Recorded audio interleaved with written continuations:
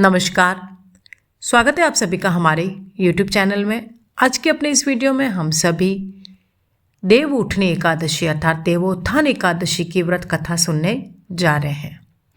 हर वर्ष कार्तिक शुक्ल पक्ष में पड़ने वाली एकादशी को ही हम देव उठनी एकादशी के नाम से जानते हैं।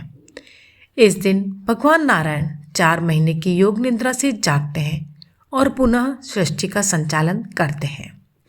इस एकादशी के दिन दान और पुण्य का बहुत ही अधिक महत्व बताया गया है।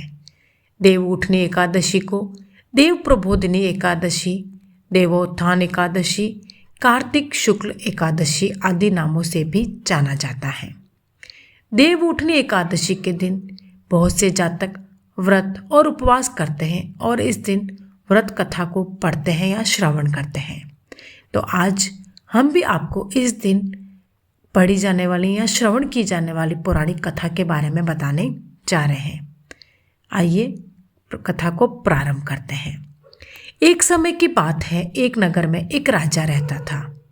राजा और उसकी प्रजा के सभी लोग बहुत ही श्रद्धापूर्वक एकादशी का व्रत किया करते थे। राजा के नौकर और चाकर से लेकर पशुओं तक को भी उस दिन अन्न नहीं दिया जाता था। एक दिन उस राजा के दरबार में दूसरे राज्य से एक व्यक्ति आया। राजा के पास आकर उस व्यक्ति ने कहा, महाराज, मुझे एक नौकरी की तलाश है, कृपया करके आप मुझे नौकरी पर रख लीजिए।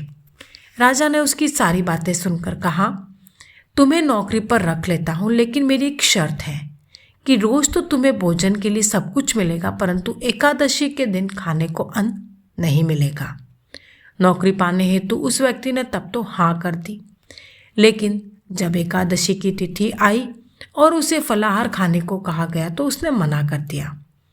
वह राजा के सामने गिड़गिड़ाने लगा और कहा, महाराज, इससे तो मेरा पेट नहीं भरेगा, कृपया करके आप मुझे अन्न दीजिए, अन्यथा मैं भूखा ही मर जाऊंगा।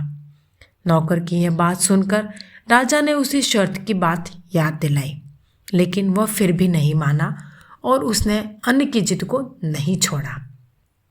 तब राजा ने उसे चावल, दाल और आटा दिया। राजा से वह अनाज लेकर हमेशा की तरह नदी पर पहुंचा और स्नान आदि करके अन्न पकाने लगा। भोजन तैयार होने के बाद वह भगवान को बुलाने लगा, आइए प्रभु, भोजन तैयार है। उसके बुलाते ही भगवान पीताम्बर वस्त्र धारण किए चतुर्भुज रूप में वहां आ पहुंचे और उसके साथ प्रेम पूर्वक भोजन करने लगे। भोजन करने के बाद भगवान वहां से चले गए और वह भी अपने काम पर लौट आया। कुछ दिन बीत जाने के बाद जब अगली एकादशी आई तब वह फिर से राजा से भोजन मांगने लगा। उसने राजा से कहा, महाराज, मुझे इस बार 2 गुना सामान दीजिएगा। मेरे साथ भगवान भी भोजन करते हैं, इसलिए हम दोनों में ये सामान जो आप दे रहे हैं वो पूरा नहीं पड़ता है, इसलिए मुझे इस बार 2 गुना सामान चाहिए। यह सुनकर राजा बहुत ही आश्चर्यचकित हो गया। वह बोला, ये कैसे हो सकता है कि भगवान स्वयं तुम्हारे साथ भोजन करते हैं? मैं तो यह बात नहीं मान सकता। मैं इतने व्रत और उपवास रखता हूँ, इतना पूजा पाठ करता हूँ, एकादशी के दिन अन्न का त्याग करता हूँ, लेकिन भगवान ने मुझे तो कभी भी दर्शन नहीं दिए और वह तुम्हारे साथ भोजन करते हैं, ऐसा कैसे हो सकता है? राजा की बातें सुनकर उस व्यक्ति ने कहा, महाराज, यदि आपको मेरी बात पर विश्वास ना हो तो आप स्वयं देख सकते हैं।